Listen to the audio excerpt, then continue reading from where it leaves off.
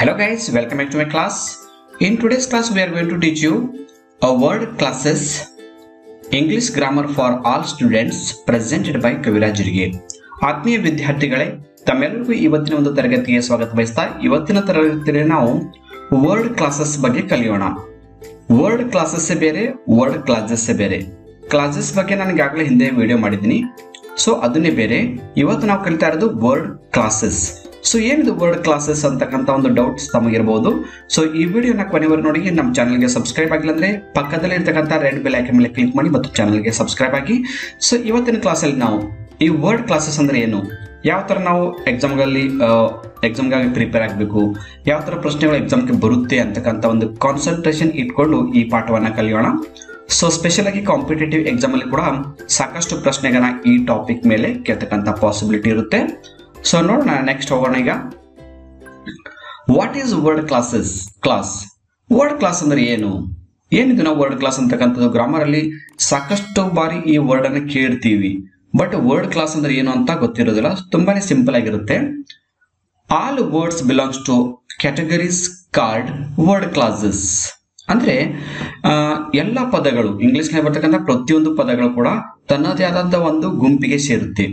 ಅವುಗಳನ್ನ word class ಅಂತ ಕರಿತೀವಿ. ಕ್ಲಾಸ್ ಅಂದ್ರೇನು? ಒಂದು ವರ್ಗ. ಅಂದ್ರೆ ಒಂದೊಂದು ಪದಗಳ ಒಂದೊಂದು ವರ್ಗ ಬೇರೆ ಇರುತ್ತೆ. ಅವುಗಳನ್ನ ನಾವು ಪಾರ್ಟ್ಸ್ ಆಫ್ ಸ್ಪೀಚ್ ಅಂತ ಕೂಡ ಕರಿತೀವಿ. ನೋಡಿ, ವರ್ಡ್ ಕ್ಲಾಸ್ ಅಂದ್ರೆ parts of speech. According to the part they play in a sentence. So ಯಾವ ಒಂದು ಪದಗಳು ಆಯಾ ಒಂದು ಕೆಟಗರಿಗೆ ಸಂಬಂಧಪಟ್ಟಂತೆ ಒಂದು ವಾಕ್ಯದಲ್ಲಿ ಅವು ಬೇರೆ ಬೇರೆ ಅರ್ಥವನ್ನ ಕೊಡ್ತಾ ಇರುತ್ತೆ. ಸೊ ಒಂದೇ ಪದ ಬೇರೆ ಬೇರೆ ವಾಕ್ಯದಲ್ಲಿ ಬೇರೆ ಬೇರೆ ಒಂದು ಅರ್ಥವನ್ನ ಕೊಡ್ತಕ್ಕಂತ ಒಂದು ಪದಗಳ ಗುಂಪನ್ನ, ಒಂದು ಕ್ಯಾಟಗರಿಯನ್ನ ನಾವು ಏನ್ ಕರಿತೀವಿ? ವರ್ಡ್ ಕ್ಲಾಸ್ ಅಂತ ಕರಿತೀವಿ. Word class is nothing but parts of speech ಅಂತ ಹೇಳ್ತೀವಿ. Modern English grammar normally recognise 4 major word classes. I mean verb, noun, adjective, adverb. ಆಧುನಿಕ ಒಂದು ಇಂಗ್ಲಿಷ್ ನಲ್ಲಿ ನಾವು ಪ್ರಮುಖವಾಗಿ 4 ಪ್ರಕಾರದ ಒಂದು ವರ್ಡ್ ಕ್ಲಾಸ್ ಅನ್ನ ಕಾಣ್ತೀವಿ. ಅಂದ್ರೆ ವರ್ಡ್ ಕ್ಲಾಸ್ ಅಲ್ಲಿ ನಾವು 4 ಪ್ರಕಾರವನ್ನ ಕಾಣ್ತೀವಿ. ಒಂದನೇದು ವರ್ಬ್ ಅಂದ್ರೆ ಕ್ರಿಯಾಪದ. ಎರಡನೇದು ನೌನ್ ಅಂದ್ರೆ ನಾಮಪದ. ಮೂರನೇದು ಅಡ್ಜೆಕ್ಟಿವ್ ಅಂದ್ರೆ ವಿಶೇಷಣ ಅಂತ ಹೇಳ್ತೀವಿ, ರೈಟ್? ಆಮೇಲೆ ಅಡ್ವರ್ಬ್ ಅಂದ್ರೆ ಕ್ರಿಯಾ ವಿಶೇಷಣ. ಇವುಗಳು ಪ್ರಮುಖವಾಗಿ 4 ಪ್ರಕಾರವನ್ನ ಮೇಜರ್ ಆಗಿ ಬಳಸ್ತಾ ಇರ್ತೀವಿ. ಇವುಗಳ ಬಿಟ್ಟು ಇನ್ನು ಕೂಡ ಕೆಲವೊಂದು ವರ್ಡ್ ಕ್ಲಾಸಸ್ ಇವೆ. Other 5 word classes are determiners, preposition, pronoun, conjunction and interjection. ಅಂದ್ರೆ ಆ 4 ಪ್ರಕಾರಗಳು ಬಿಟ್ರೆ ಇತರ ಪ್ರಕಾರ ಕೂಡ ನಾವು ಕಾಣ್ತೀವಿ. ಡಿಟರ್ಮೈನರ್ಸ್ ಅಂದ್ರೆ ಆರ್ಟಿಕಲ್ಸ್ ಆಗಿರ್ಬೋದು, ಆಮೇಲೆ prepositions, pronoun, conjunction, interjection. Parts of speech ಅಲ್ಲಿ ಬರ್ತಕ್ಕಂಥ 8 ಪಾರ್ಟ್ಸ್ ಆಫ್ ಸ್ಪೀಚ್ ಜೊತೆಗೆ ಡಿಟರ್ಮೈನರ್, 8 ಪಾರ್ಟ್ಸ್ ಆಫ್ ಸ್ಪೀಚ್ ಮತ್ತು ಒಂದು ಡಿಟರ್ಮೈನರ್ ಕೂಡಿ 9 ಆಗುತ್ತೆ. ಸೊ ಇವುಗಳನ್ನೆಲ್ಲ ನಾವು ವರ್ಡ್ ಕ್ಲಾಸ್ ಅಂತ ಕರಿತೀವಿ. ಒಂದೊಂದು ಪಾರ್ಟ್ ಕೂಡ ಬೇರೆ ಬೇರೆ ಒಂದು ಅರ್ಥವನ್ನ ರೀಪ್ರೆಸೆಂಟ್ ಮಾಡುತ್ತೆ. ನೌನೇ ಬೇರೆ, ಅಡ್ಜೆಕ್ಟಿವ್ ಬೇರೆ, ಅಡ್ವರ್ಬ್ ಬೇರೆ, ಹೌದಾ? ಸೊ ಪಾರ್ಟ್ಸ್ ಆಫ್ ಸ್ಪೀಚ್ ಬಗ್ಗೆ ನಿಮ್ಗೆ ಗೊತ್ತಿಲ್ಲ ಅಂದ್ರೆ ನನಗೆ ಆಗ್ಲೇ ಪಾರ್ಟ್ಸ್ ಆಫ್ ಸ್ಪೀಚ್ ಸಂಬಂಧಪಟ್ಟಂತೆ 8 ವಿಡಿಯೋಗಳನ್ನ ಮಾಡಿದ್ದೀನಿ. ಸೊ ಆ ವಿಡಿಯೋಗಳನ್ನ ನೋಡಿ ಅಂದಾಗ ನಿಮ್ಗೆ ವರ್ಡ್ ಕ್ಲಾಸ್ ಬಗ್ಗೆ ಡೀಟೇಲ್ ಆಗಿ ಗೊತ್ತಾಗುತ್ತೆ. Note, word classes are also called parts of speech. ಒಂದು ಇಂಪಾರ್ಟೆಂಟ್ ನಾವು ಏನೇ ಬಿಡಬೇಕಂದ್ರೆ ವರ್ಡ್ ಕ್ಲಾಸ್ ಅನ್ನ ನಾವು ಪಾರ್ಟ್ಸ್ ಆಫ್ ಸ್ಪೀಚ್ ಅಂತ ಕೂಡ ಕರಿತೀವಿ. ನೋಡೋಣ ಈಗ. Look at the following sentences. ಈ ಕೆಳಗೆ ಕೆಲವೊಂದು ಎಕ್ಸಾಂಪಲ್ಸ್ ಅನ್ನ ಕೊಟ್ಟಿರ್ತೀನಿ. ಸೊ ಎಕ್ಸಾಂಪಲ್ಸ್ ಅನ್ನ ನೋಡಿ, ಅವಾಗ ನಿಮ್ಗೆ ಕ್ಲಿಯರ್ ಆಗಿ ಗೊತ್ತಾಗುತ್ತೆ ವರ್ಡ್ ಕ್ಲಾಸ್ ಅಂದ್ರೆ ಏನು ಅಂತ. Example number 1, I promise my friend that I will be a good friend. ನೋಡಿ, ಐ ಪ್ರಾಮಿಸ್ ಮೈ ಫ್ರೆಂಡ್, ನಾನು ಒಂದು ಪ್ರಾಮಿಸ್ ಕೊಟ್ಟೆ. ಏನಂತ? That I will be a good friend, ನಾನು ಗುಡ್ ಫ್ರೆಂಡ್ ಆಗಿ ನಿನ್ ಜೊತೆ ಇರ್ತೀನಿ ಯಾವಾಗ್ಲೂ ಅಂತ ಒಂದು ಪ್ರಾಮಿಸ್ ಅನ್ನು ಕೊಟ್ಟೆ. ಸೊ ಈ ವರ್ಡ್ ಅಲ್ಲಿ ನಾನು ಪ್ರಾಮಿಸ್ ಅಂತಕ್ಕಂಥ ಒಂದು ಕಲರ್ ಅನ್ನ ಚೇಂಜ್ ಮಾಡಿದ್ದೀನಿ. ಇದು ಆಮೇಲೆ ಹೇಳ್ತೀನಿ ಯಾಕನ್ನೋದು. ನೆಕ್ಸ್ಟ್ ಎಕ್ಸಾಂಪಲ್ ನೋಡೋಣ. Example number 2, the promise I give my friend was broken. ನನ್ನ ಗೆಳೆಯನಿಗೆ ನಾನು ಏನು ಪ್ರಾಮಿಸ್ ಕೊಟ್ಟಿದ್ದು ಅದು ಮಾತನ್ನ ಮುರಿದು ಹೋಯ್ತು, ಅಂದ್ರೆ ಪ್ರಾಮಿಸ್ ಅನ್ನ ನಾನು ಉಳಿಸ್ಕೊಳ್ಳಿಲ್ಲ ಅಂತ ಅರ್ಥ. ಇಲ್ಲಿ ಕೂಡ ಪ್ರಾಮಿಸ್ ಅಂತಕ್ಕಂಥ ವರ್ಡ್ ಅನ್ನ ನಾನು ಯೆಲ್ಲೋ ಕಲರ್ ಅಲ್ಲಿ ಹೈಲೈಟ್ ಮಾಡಿದ್ದೀನಿ.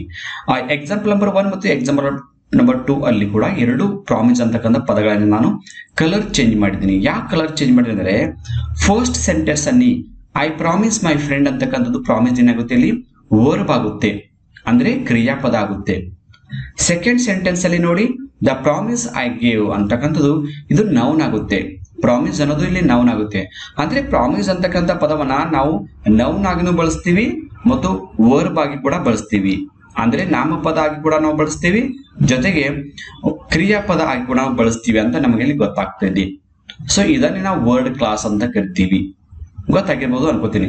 ಅಂದ್ರೆ ನಮ್ಮ ಎಕ್ಸಾಮ್ಗಳಲ್ಲಿ same word as noun and verb ಅಂತ ನಿಮ್ಗೆ ಕೇಳ್ತಾರೆ 1 ಅಂಕದ ಪ್ರಶ್ನೆಯಾಗಿ. ಅಂದ್ರೆ ಒಂದು ಪದವನ್ನ ಕೊಟ್ಟಿರ್ತಾರೆ, ಆ ಪದವನ್ನ ನೀವು ನೌನ್ ಆಗಿನೂ ಬಳಸಬೇಕು, ವರ್ಬ್ ಆಗಿನೂ ನಿಮ್ ಸೆಂಟೆನ್ಸ್ ಅಲ್ಲಿ ಬಳಸಿ ಅಂತ ಕೇಳಿದಾಗ ನಾವು ಈ ತರ ಮಾಡ್ಬೇಕಾಗುತ್ತೆ. Right?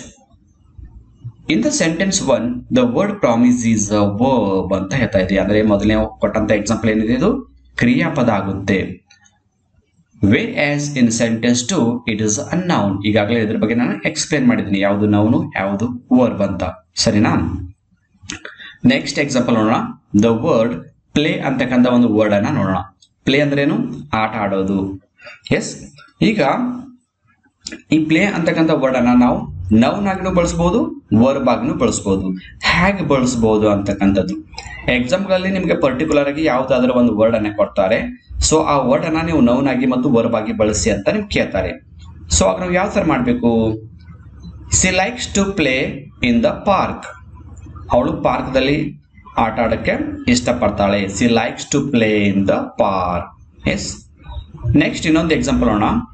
V are going to see a play today at the theatre. Right? ಈ ಸೆಂಟೆನ್ಸ್ ನೋಡಿ, ಈಗ we are going to see a play today at the theatre ಅಂದ್ರೇನು? ನಾನಿವತ್ತು ಥಿಯೇಟರ್ಗೆ ಒಂದು ನಾಟಕವನ್ನ ನೋಡಕ್ ಹೋಗ್ತಾ ಇದ್ದೀನಿ ಅಂತ. ಸೊ ಈ ಎರಡು ಪದಗಳಲ್ಲಿ ನಾನು ಪ್ಲೇ ಅಂತಕ್ಕಂಥ ವರ್ಡ್ ಅನ್ನ ಹೈಲೈಟ್ ಮಾಡಿದ್ದೀನಿ ಯೆಲ್ಲೋ ಕಲರ್ ಇಂದ. ಹೌದಾ? ಸೊ ಇಲ್ಲಿ ಮೊದಲನೇ ಸೆಂಟೆನ್ಸ್ ಅಲ್ಲಿ ಪ್ಲೇ ಅನ್ನೋದು ಏನಾಗ್ತಿದೆ ಅಂತ ನಾವು ನೋಡ್ಬೇಕು. So she likes to play. ಹೌದಾ? We are going to see a play. She likes to play ಅಂದ್ರೆ ಇಲ್ಲಿ ಆಟ ಆಡೋದ್ರಲ್ಲಿ ವರ್ಬ್ ಆಗುತ್ತೆ. ಹೌದಾ? ಸೆಕೆಂಡ್ ಸೆಂಟೆನ್ಸ್ ನೋಡಿ, we are going to see a play. Play ಅಂದ್ರೆ ಇಲ್ಲಿ ಒಂದು ನಾಟಕ ಅಂತ. ಸೊ ಇದು ನೌನ್ ಆಗುತ್ತೆ. ಅಂದ್ರೆ ಪ್ಲೇ ಅಂತಕ್ಕಂಥದ್ದು ವರ್ಬ್ ಆಗಿನೂ ಬಳಸ್ತೀವಿ, ನೌನ್ ಆಗಿ ಕೂಡ ಬಳಸ್ತೀವಿ. Next example, I cannot replay to your replay.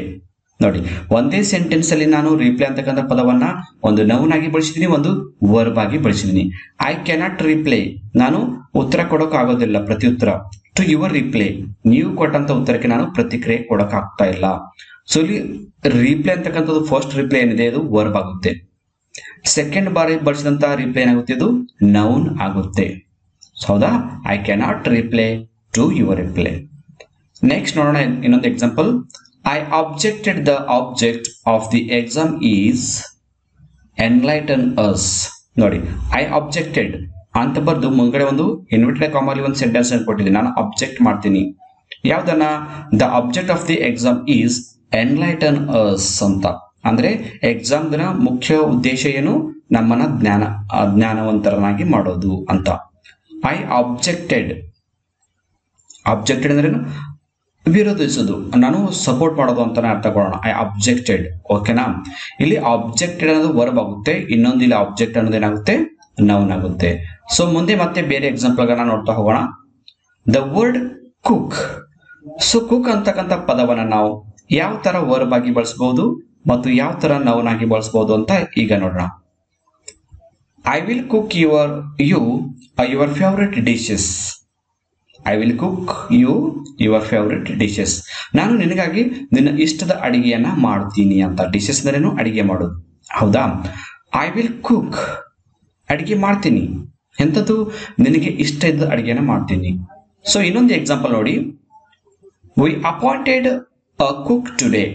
ನಾವು ಒಬ್ಬ ಅಡಿಗೆ ಮಾಡೋನನ್ನ ಇವತ್ತು ನಾವು ಅಪಾಯಿಂಟ್ ಮಾಡ್ಕೊಂಡಿವಿ, ನೇಮಕ ಮಾಡ್ಕೊಂಡಿವಿ.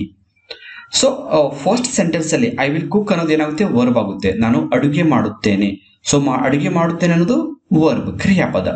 ಸೆಕೆಂಡ್ ಸೆಂಟೆನ್ಸ್ ಅಲ್ಲಿ ನೋಡಿ, ವಿ ಅಪಾಯಿಂಟೆಡ್ ಅ ಕುಕ್ ಟುಡೇ. ನಾವೊಬ್ಬ ಕುಕ್ ಅನ್ನ ಅಪಾಯಿಂಟ್ಮೆಂಟ್ ಮಾಡ್ಕೊಂಡಿವಿ, ಅಂದ್ರೆ ನಾವು ಅಡಿಗೆ ಮಾಡೋನನ್ನ ಅಪಾಯಿಂಟ್ಮೆಂಟ್ ಮಾಡ್ಕೊಂಡಿವಿ. ಸೊ ಇದು ಇಲ್ಲಿ ಏನಾಗುತ್ತೆ? ಈ ಸೆಂಟೆನ್ಸ್ ಅಲ್ಲಿ ಇದು ನೌನ್ ಆಗುತ್ತೆ. ಅಂದ್ರೆ ಫಸ್ಟ್ ಸೆಂಟೆನ್ಸ್ ಅಲ್ಲಿ ಕುಕ್ ಅನ್ನೋದು ವರ್ಬ್ ಆಗುತ್ತೆ, ಸೆಕೆಂಡ್ ಸೆಂಟೆನ್ಸ್ ಅಲ್ಲಿ ಏನಾಗಿದೆ? ನೌನ್ ಆಗಿದೆ. ರೈಟ್? ನೆಕ್ಸ್ಟ್ ಎಕ್ಸಾಂಪಲ್ ನೋಡೋಣ. ದ ವರ್ಡ್ ಸ್ಮೆಲ್ ಅನ್ನೋದು, ಸ್ಮೆಲ್ ಅಂದ್ರೇನು ವಾಸನೆ ನೋಡೋದು, ವಾಸಿಸೋದು, ರೈಟ್, ವಾಸನೆ ನೋಡೋದು ಅಂತ ನೋಡೋಣ. ಇದನ್ನು ಕೂಡ ನಾವು ಎರಡು ರೀತಿಯಲ್ಲಿ ಬಳಸಬಹುದು. ಇದು ಕೂಡ ವರ್ಡ್ ಕ್ಲಾಸ್, ಹೌದಾ? ಸೊ ಯಾವ ತರ ಬಳಸಬಹುದು? ಆಸ್ ಎ ನೌನ್ ಆಗಿ, ಆಸ್ ಎ ವರ್ಬ್ ಆಗಿ. ನೋಡೋಣ example. I could smell very easily. I could smell very easily. ನಾನು ಬೇಗನೆ ವಾಸನೆಯನ್ನ ನೋಡಬಹುದು. ಕೆಲವರು ಮೂಗು ವಾಸನೆ ನೋಡ್ತಕ್ಕಂಥ ಶಕ್ತಿ ತುಂಬಾನೇ ಶಾರ್ಪ್ ಆಗಿರುತ್ತೆ, ಕೆಲವೊಬ್ಬರಿಗೆ ವಾಸನೆ ಬೇಗ ಬರೋದಿಲ್ಲ, ಹೌದಾ? I could smell very easily, ನಾನು ಬೇಗನೆ ವಾಸನೆಯನ್ನ ಕಂಡುಹಿಡಿತೀನಿ ಅಂತ ಅರ್ಥ, ರೈಟ್? ಸೊ ಇನ್ನೊಂದು ಎಕ್ಸಾಂಪಲ್ ನೋಡೋಣ. The smell made me to go out. The smell made me to go out. ವಾಸನೆಯಿಂದ ನಾನು ಹೊರಗೆ ಹೋದೆ, ಅಂದ್ರೆ ಅಲ್ಲಿ ಕೂತ್ಕೊಳಕ್ಕಾಗಲಿಲ್ಲ, ಅಷ್ಟು ವಾಸನೆ ಬರ್ತಾ ಇತ್ತು, ಅದಕ್ಕಾಗಿ ನಾನು ಹೊರಗೆ ಹೋದೆ, ರೈಟ್? ಸೊ ಫಸ್ಟ್ ಸೆಂಟೆನ್ಸ್ ಅಲ್ಲಿ ನೋಡಿ, ಐ ಕುಡ್ ಸ್ಮೆಲ್, ನಾನು ವಾಸನೆ ನೋಡಬಲ್ಲೆ. ವಾಸನೆ ನೋಡಬಲ್ಲೆ ಅಂತಕ್ಕಂಥದ್ದು ವರ್ಬ್ ಆಗುತ್ತೆ, ಸ್ಮೆಲ್ ಅನ್ನೋದು. ಸೆಕೆಂಡ್ ಸೆಂಟೆನ್ಸ್ ಅಲ್ಲಿ ದ ಸ್ಮೆಲ್, ಆ ವಾಸನೆ ನನ್ನನ್ನ ಹೊರಗೆ ಹಾಕ್ತಿತ್ತು, ಅಂದ್ರೆ ಇಲ್ಲಿ ಈ ಸ್ಮೆಲ್ ಅನ್ನೋದು ಏನಾಗುತ್ತೆ, ಆಸ್ ಅ ನೌನ್ ಆಗಿ ಬಳಸಿದ್ವಿ. ಸೊ ಫಸ್ಟ್ ಸೆಂಟೆನ್ಸ್ ಅಲ್ಲಿ ವರ್ಬ್ ಆಗಿ ಬಳಸಿದ್ವಿ, ಸೆಕೆಂಡ್ ಸೆಂಟೆನ್ಸ್ ಅಲ್ಲಿ ನೌನ್ ಆಗಿ ಬಳಸಿದ್ವಿ. ನೆಕ್ಸ್ಟ್ ಇನ್ನೊಂದು ಎಕ್ಸಾಂಪಲ್ ನೋಡೋಣ. The word invite. ಇನ್ವೈಟ್ ಅಂದ್ರೆ ಏನು? ಆಮಂತ್ರಿಸೋದು, ಆಹ್ವಾನಿಸೋದು ಅಂತ ಅರ್ಥ. ಸೊ ಈ ಪದವನ್ನು ಕೂಡ ನಾವು ನೌನ್ ಆಗಿ ಮತ್ತು ವರ್ಬ್ ಆಗಿ ಬಳಸಬಹುದು. ನೋಡಿ ಎಕ್ಸಾಂಪಲ್ ನೋಡಿದಾಗ ಕ್ಲಿಯರ್ ಆಗಿ ಅರ್ಥ ಆಗುತ್ತೆ. I received an invite to his party.